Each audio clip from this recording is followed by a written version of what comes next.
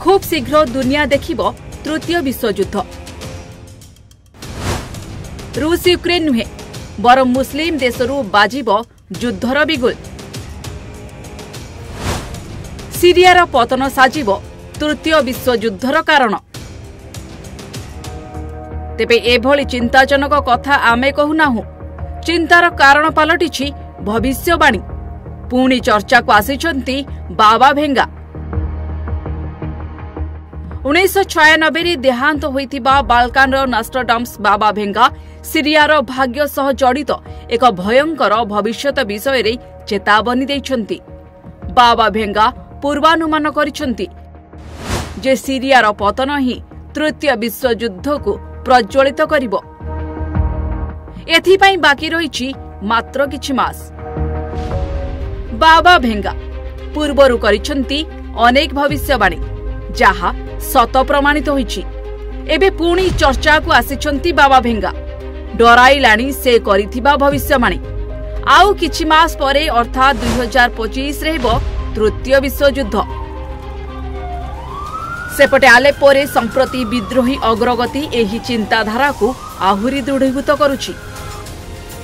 सारा विश्वरे वर्तमान युद्ध परिस्थिति। इस्राएल हमास रूस यूक्रेन एवं सीरिया गृहयुद्ध बढ़ाइलाणी टेंशन। एहाकु नजर को नेले सत हेबाकु जाउछि बाबांको भविष्यवाणी। तांको भविष्यवाणी अनुसायी तृतीय विश्वयुद्ध आरंभ हेबो। तेबे एहार आरंभ सीरियार पतनरु होई पारे।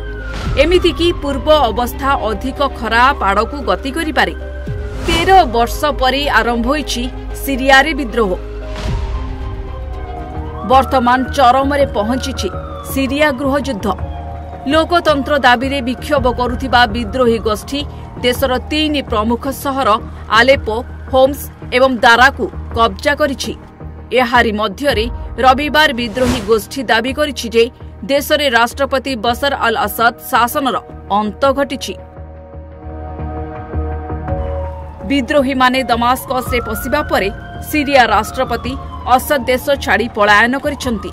कुहा जाउछि असद रूस किंबा तेहरान जाई थाई पारंती। इस्राएल हमास एवं इस्राएल हिजबुल मध्यरे युद्ध परे मध्य पूर्वरे नुआ युद्ध आरंभ होइछि।